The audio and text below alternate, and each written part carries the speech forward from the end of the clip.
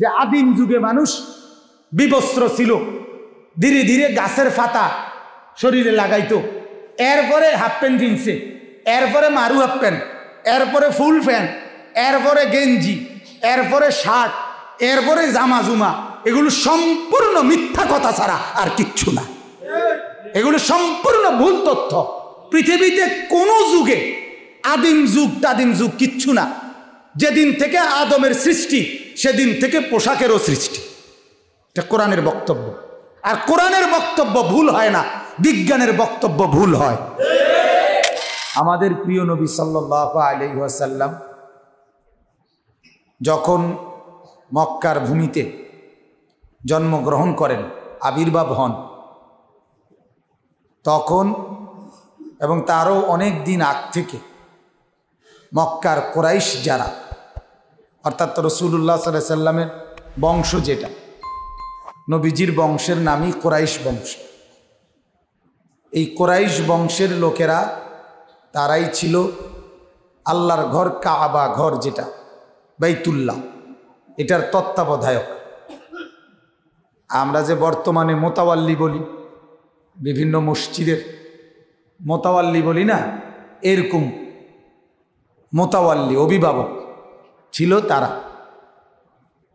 এই ঘরে বিশেষভাবে প্রতি বছর রাসূলুল্লাহ সাল্লাল্লাহু আলাইহি সাল্লামের জন্মেরও আগে প্রতি বছর এখানে হজ্জের বিধান, হজের আহকাম পালন করা হইত। আগের থেকেই হজ্জের বিধান সর্বপ্রথম আল্লাহ তাআলা হযরত ইব্রাহিম আলাইহিস সালামের মাধ্যমে চালু করেছেন। ইব্রাহিম আলাইহিস সালামের দ্বারাই এই ঘর পুনর্নির্মাণ করাইছিলেন। ওনারা বাবা পুত্র ইব্রাহিম এবং ইসমাইল দুইজনে মিলে আল্লাহর ঘর পুনরায় নির্মাণ করেছিলেন।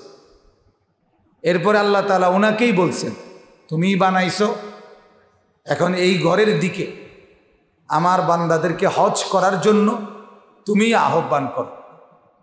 কোরআনে আছে ওয়াআদ্দিন ফিন্নাসি বিল হজ। আল্লাহ তাআলা ইব্রাহিমকে বললেন তুমি আজান দাও, মানে এলান করো। ইব্রাহিম আলাইহিস সালাম লোকদেরকে আজানের জন্য হজ্জের জন্য আহ্বান করলেন। সেই থেকে হজ্জের বিধান শুরু হলো, চলতেছিল। ইব্রাহিম আলাইহিস সালাম এবং ইসমাইল আলাইহিস সালাম, ওনারা দুইজন আল্লাহ তাআলা ঠিক বিশুদ্ধ যেই পদ্ধতিতে হজ করতে বলছিলেন সেটাই তারা চালু করছিলেন। কিন্তু সময়ের ব্যবধানে ধীরে ধীরে ধীরে ধীরে ধীরে ধীরে মানুষের নিজস্ব খেয়াল খুশি, নিজস্ব চিন্তা চেতনা, বুদ্ধি, পরামর্শ এটার মধ্যে অ্যাড করা শুরু করছে, যুক্ত করতে করতে কুরাইশদের জামানায় আইসা নবীজির জামানার প্রথম দিকে আইসা অবস্থায় এই দাঁড়াইছে যে হজ্জের যেই মূল রূহটা, আল্লাহ প্রদত্ত যেটা বিধানের সুরত, এইটা হারাইয়া এটা সম্পূর্ণ কুরাইশদের মন মতো হয়ে গেছে। ওরা যেটা বলে রাত, এটাই রাত। ওরা বললে দিন, এটাই দিন। ওরা যদি শনিবারে বলে সোমবার, তো সোমবার। ওরা যদি সোমবারের বৃহস্পতিবার বলে, এটা বিশুদ্ধ। হ্যাঁ, এটা কোরআনে আছে। এরা এমন বানায় ফেলছে যে ইউহিল্লুনাহু আমান ওয়া ইউহাররিমুনাহু আমান। মনে করেন শাওয়াল মাসের থেকে হজ্জের কার্যক্রম শুরু। এখন তারা দেখছে যে খেজুর এখনো ফাঁকে নাই, এবার আরো 2 মাস সময় লাগবে খেজুর পুরা বেচার উপযোগী হইতে। সাথে সাথে কুরাইশরা ঘোষণা দিয়ে দিত এই বছর হজের মাস আরো 2 মাস পরে। বুঝেন নাই? এবছর কি আরো 2 মাস পরে, এই ডিসেম্বর থেকে এবার কথা ছিল, এবছরের হজ মার্চের থেকে হইব বলে দিচ্ছে। এটা বাকিরার কথা হ, যেহেতু তারাই সব, তারা যা বলে এটাই কথা। এই জন্য তারা তাদের যত সুবিধাজনক অবস্থা ওর ভিত্তিতে সিদ্ধান্ত দিত। ওরা যেই মাসে বলতো হজ হবে ওই মাসে হইত। আল্লাহর দেওয়া যেই বিধান ছিল ওইটাকে সম্পূর্ণ বাতিল করে দিছে। কথা বুঝছেন না? এরপরে তারা কাবা ঘরের দরজাটাকে নিজেদের সিদ্ধান্ত মতো কাবা ঘরের দরজা অনেক উঁচা উঠাই ফেলছে। উঠাইয়া সিদ্ধান্ত দিছে তারা যাকে ঢুকার অনুমতি দিবে ভিতরে তার জন্যই শুধু সিঁড়ি নামানো হবে, সেই উঠতে পারবে। যে কেউ ইচ্ছা করলে এই ঘরের ভিতরে ঢুকতে পারবেন। এই যে দেখেন না, এখনো এটাই নিজাম। নাহলে দরজা এত উঁচা হয় কেন? বুঝছেন না? ঘরের এটা কি জানালা? এটা তো দরজা না, দরজা এত উঁচা হবে কেন? ওই তারা একটি নিয়ম বানায় কুরাইশরা। এরপরে সবচেয়ে জঘন্য যে ব্যাপারটা সেটা হলো দুইটা জিনিস। এক নম্বর হলো কুরাইশরা আইন করছে যে তাদের কাছে একটা নির্দিষ্ট পোশাক তাদের কাছে থাকবে, এইটা অনেক চড়া মূল্যে, দামি মূল্য, অনেক টাকা দিয়া যারা সংগ্রহ করতে পারবে তাদের থেকে তারাই কেবল এই পোশাক পরে তাওয়াফ করতে পারবে। আর যদি কেউ এই পোশাক নেওয়ার ক্ষমতা না থাকে বা নিতে না পারে তাহলে তাকে সম্পূর্ণ উলঙ্গ হইয়া বিবস্ত্র হয়ে তাওয়াফ করতে হবে। পুরুষরা করবে দিনে, মহিলারা করবে রাতে, কিন্তু উভয় শ্রেণী বিবস্ত্র। বুঝছেন আমার কথাটা? উলঙ্গ হয়ে করতে হবে, এটা তাদের বিধান। এটা এই আইনটা করছে কারা? কুরাইশরা। ওরা যেহেতু ওদের বললাম না, ওরা যেটা করে এটাই ওরা, এটা একটা জঘন্য প্রথা চালু করে দিছে। দুই নাম্বার, দ্বিতীয় জঘন্য যে বিষয়টা, দুধ, ঘি, পনির, পনির মানে আমাদের ছানার মতো ছোট, এরকম উৎকৃষ্ট খাবার যেগুলো যেগুলো একদম হালাল, দুধ খাওয়া, ঘি খাওয়া, পনির খাওয়া, এরকম উৎকৃষ্ট খাবার যেগুলো, এগুলো এই খাবারগুলো হালাল। হালাল কিনা তাদের কথা হইল হজ্জের কার্যক্রম করাকালীন, হজের যে কয়দিন, এই কয়দিনে এই জাতীয় কোনো খাবার খাওয়া নিষেধ, খাওয়া যাবে না। শুধু জান বাঁচে পরিমাণ সামান্য কিছু একটু মুখে দিতে পারবো, কোনো রকমে জানটা বাঁচে এর দূর খাইতে পারবো, আর অতিরিক্ত কিছু খাইতে পারবো। যা ছিল হালাল এটারে কি করে দিছে? হারাম করে দিছে। আর যেটা ছিল হারাম, উলঙ্গ হয়ে থাকা, এটা হালাল না হারাম? যেটা ছিল হারাম ওটারে কি করে ফেলছে? আর যেটা ছিল হালাল এটারে কি করে ফেলছে? হারাম। এটা হলো তাদের সবচেয়ে জঘন্য কুপ্রথা।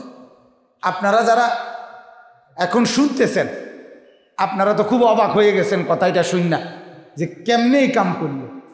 আমরা যারা যেই পরিমাণ অবাক হয়েছেন, ঘটনা কিন্তু এমন অবাক হওয়ার কথা না।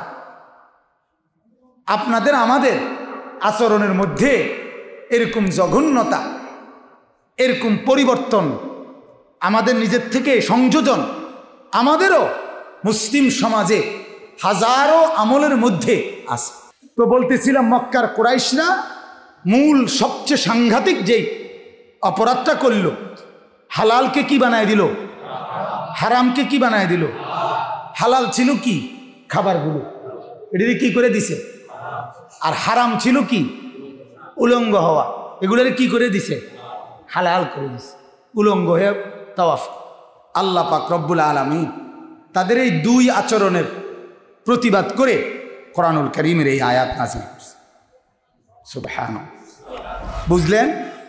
এই ৩১ নম্বর আয়াতে আল্লাহ তাআলা বলেন, ইয়া বনি আদম, হে বনি আদম, হে আদম সন্তান, খুজু, তোমরা গ্রহণ করো, জিনাতাকুম, তোমাদের পোশাকের সৌন্দর্য, ইনদা কুল্লি মসজিদ, প্রতিটা মসজিদে। এর দুই অর্থ, প্রত্যেকটা ইবাদতের জায়গায়, প্রত্যেকটা সেজদার সময়, অর্থাৎ প্রত্যেকটা নামাজে এবং প্রত্যেকটা ইবাদতের জায়গায়, মসজিদে তোমরা তোমাদের পোশাকের সৌন্দর্যটুকু গ্রহণ করো। সুবহানাল্লাহ। অর্থাৎ আল্লাহর ঘর এটা, বাইতুল্লাহ, মসজিদে হারাম এটা। এই সম্মানিত ঘরে, এই আল্লাহর ঘরে তোমরা আসার সময় এইভাবে বিবস্ত্র হয়ে আসা, এইভাবে উলঙ্গ হয়ে আসা, এর চাইতে বড় নোংরামি আর কি হইতে পারে? এক মানুষের ফিতরাত, যেটা স্বভাবজাত, ফিতরাত বলা হয় আরবিতে। স্বভাব মানে হলো, মনে করেন এখন ঠান্ডা কিছুটা, আপনি যদি বলেন এখন প্রচণ্ড গরম, তাহলে বোঝা গেল আপনার শরীরের স্বাভাবিকতা নাই, ঠিক কিনা বলেন? এখন গরম, আপনি করেন একবারে ঠান্ডা, বোঝা গেল আপনার শরীরের কি নাই, স্বাভাবিকতা নাই। গরম সময় গরম মনে হওয়া, ঠান্ডার সময় ঠান্ডা মনে হওয়া, হ্যাঁ, রোদের সময় রোদ লাগা, শীতের সময় শীত লাগা, এটা স্বাভাবিকতা, এটা হলো ফিতরাত, এটাকেই বলা হয় স্বভাবজাত। তো মানুষের ফিতরাত হলো যে পৃথিবীর সব জন্তু তার লজ্জা ঢাকে, তার সতর, তার লজ্জাস্থান ঢাকে নিজের শরীরের অংশ দিয়া। কুকুর বলেন, বিড়াল বলেন, গরু বলেন, ছাগল বলেন, হাঁস বলেন, মুরগি বলেন, সে তার লজ্জাস্থান ঢাকে কি দিয়ে? তার দেহেরই অংশ দিয়া।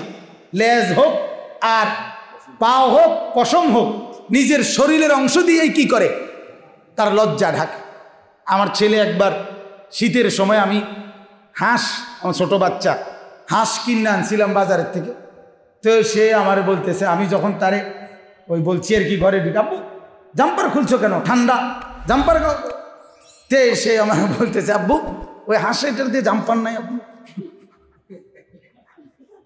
মনে হলো আর কি যে হাঁসের কি নাই কেন, জাম্পার নাই কেন, ওইটার যে জাম্পার নাই আব্বু। তো ওইগুলোর কি সতর ঢাকার জন্য, লজ্জা ঢাকার জন্য তাদের দেহের অংশই কি যথেষ্ট। তো মানুষকে আল্লাহ তাআলা এই ফিতরত দিছে, স্বভাবজাত, এটা তার সত্তাগত অনুভূতি, যে আল্লাহ তাআলা মানুষকে এই অনুভূতি দিয়েই বানাইছে যে সে পোশাক দিয়ে তার লজ্জা ঢাকে, ঠিক কি না বলেন? এটা আজকের থেকে না, এটা রব্বুল আলামিন যেদিন আদমকে সৃষ্টি করেছে, যেদিন হাওয়াকে সৃষ্টি করেছে, কোরআনের স্পষ্ট বর্ণনা হলো সেদিন থেকেই আল্লাহ তাআলা আদম এবং হাওয়াকে পোশাক দ্বারা আবৃত করে, এরপরে আল্লাহ তাআলা তাকে মানুষের পূর্ণ আকৃতি দিয়ে সাজিয়েছেন, পোশাকে আচ্ছাদিত করে। সুবহানাল্লাহ। ইয়া বনি আদমা কদ আনজালনা আলাইকুম লিবাসান, কোরআনের আয়াত, এই সূরাতে এই আয়াতগুলোর একটু আগে দিয়ে। এই জন্য যেই সমস্ত তথ্য বৈজ্ঞানিকদের গবেষণা যে আদিম যুগে মানুষ বিবস্ত্র ছিল, ধীরে ধীরে গাছের পাতা শরীরে লাগাইতো, এরপরে হাফ প্যান্ট কিনছে, এরপরে মারু হাফ প্যান্ট, এরপরে ফুল প্যান্ট, এরপরে গেঞ্জি, এরপরে শার্ট, এরপরে জামা জুমা, এগুলো সম্পূর্ণ মিথ্যা কথা ছাড়া আর কিচ্ছু না। এগুলো সম্পূর্ণ ভুল তথ্য। পৃথিবীতে কোনো যুগে আদিম যুগ টাদিম যুগ কিচ্ছু না।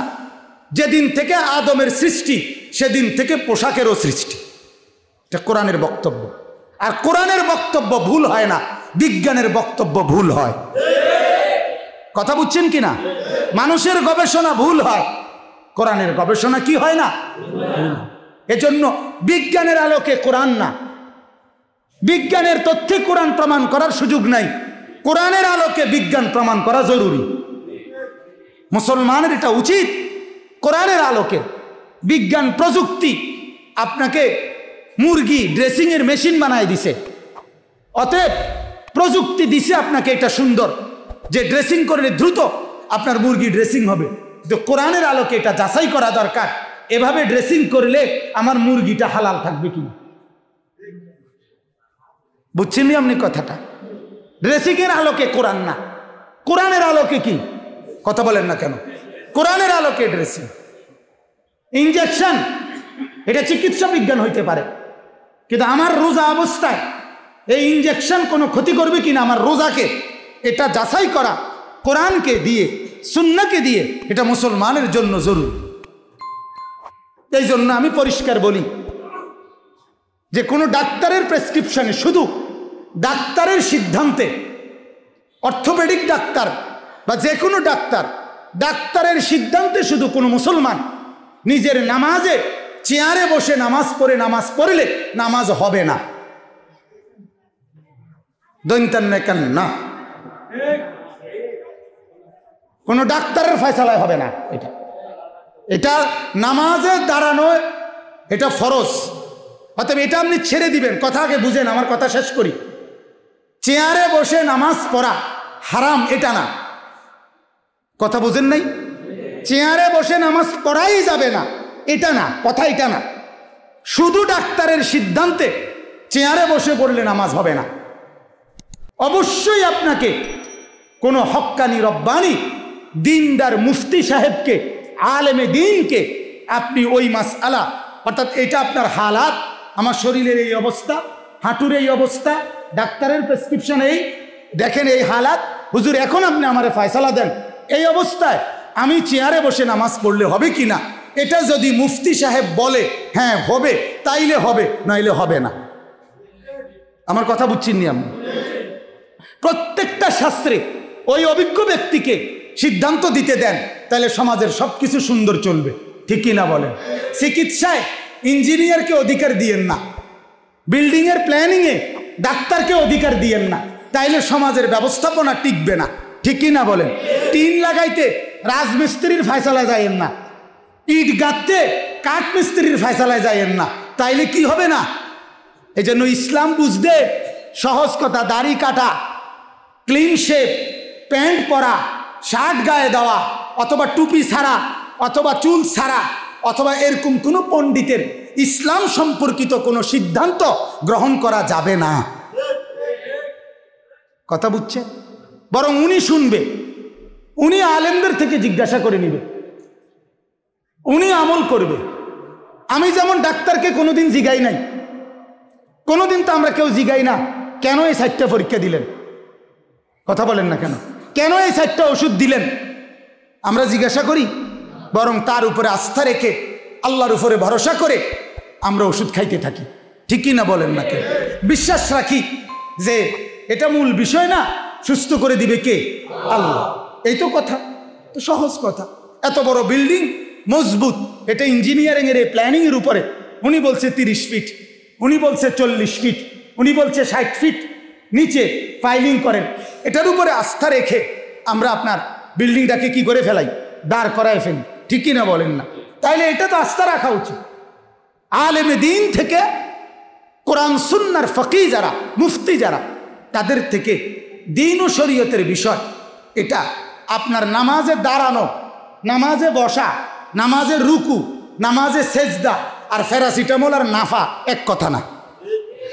কথা বোঝেন নাই? ওইটা আলাদা বিষয়, এটা আলাদা বিষয়। ও প্যারাসিটামলের ব্যাপারে আমি কিছু বলি নাই যে আমারই জিঙ্গন লাগবো, নাফা খাইবেন না নাফা এক্সট্রা খাইবেন, এটা কি আমি বলছি? এটা আমারই জিঙ্গন লাগবে, কথা বলাটাও তো বোকামি। আমি আল্লাহ আমাদেরকে বুঝার তৌফিক দান করেন।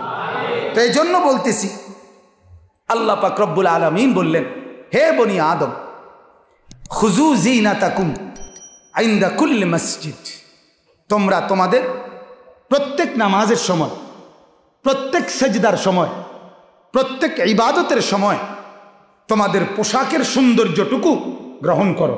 সুবহানাল্লাহ। তার মানে এখানে আল্লাহ তাআলা চিরতরে উলঙ্গ হয়ে, বিবস্ত্র হয়ে তাওয়াফ করা, ইবাদত করা, এটা কি করে দিলেন? নিষেধ করে দিলেন, নিষেধ করে দিলেন। শেষ করে দেব? জি, হ্যাঁ, অসুবিধা নেই। তো এরপরে আল্লাহ তাআলা বলেন, এটা একটা অংশ বুঝলেন কিনা বলেন, যে এজন্য নামাজের ক্ষেত্রে এটার সাথে মাসআলা হুজুর আস্তে আস্তে বলে ফেলি, জরুরি বিষয় এটা জানা রাখা। মসজিদ দেখে আসলে মূলত মনে হয়েছিল নামাজের বেলায় টুপি ছাড়া, নামাজের বেলায় হাফ গেঞ্জি, হাফ শার্ট, নামাজের বেলায় শুধু গেঞ্জি অথবা গামছা পেঁচাইয়া ঘরে হোক মসজিদে হোক এরকমভাবে নামাজ পড়া মাকরুহ, নিষেধ। এটা পোশাকের সৌন্দর্য হলো না, সৌন্দর্য হলো না। এই জন্য এটা খেয়াল করা জরুরি। আল্লাহ তাআলা এরপরে বলেন, ওয়াকুলু ওয়াশরাবু, এরপরে আল্লাহ বললেন ওয়াকুলু ওয়াশরাবু, যতক্ষণ পর্যন্ত আমি কোনো কিছুকে হারাম না করি ততক্ষণ পর্যন্ত আমার জমিনের সমস্ত উৎকৃষ্ট খাবার খাও, পান করো, কোনো কিছুকেই নিজের জন্য কি করিও না, হারাম করো। হারাম যেটা করার এটা আমি কম, কথা বোঝেন নাই? হারাম যেগুলো করার এটা আমি বলবো। তুমি নিজে নিজে বনরুটিরে হারাম করো না, তুমি নিজে নিজে গরুর গোশতরে কি করে ফেলো না, হারাম করে লাইও। তুমি নিজে নিজে দুধ ঘি, তুমি নিজে নিজে মিষ্টি, এটা নিষিদ্ধ করে লাইও না। আমি বলবো শুকর খাইতে পারবা না, কুকুর খাইতে পারবা না, মৃত জিনিস খাইতে পারবা না, রক্ত পান করতে পারবা না। আমি কি কি হারাম আমি তো বলুন, আমারে বলার সুযোগ দাও, তুমি নিজে নিজে ফয়সালা দিও না। এজন্য আল্লাহ বলছে বরং আমি যা হালাল রাখছি তার সব কিছু তুমি খাও, পান করো। সুবহানাল্লাহ। ওই যে তারা কি করছিল, কথা বলেন, নিষেধ করছে, আল্লাহ তাআলা এটার ব্যতিক্রম কি দিছে, হুকুম দিছে। তবে শুধু আল্লাহ বলে দিছে ওয়ালা তুসরিফু, তোমরা কি করো না, ইসরাফ, অর্থাৎ খাও কোনো অনুমতি নাই, আরে বাধা নাই, পান করো কোনো বাধা নাই, শুধু অপচয় করো। শুধু কি করো না, অপচয় করো, অপচয় করো না।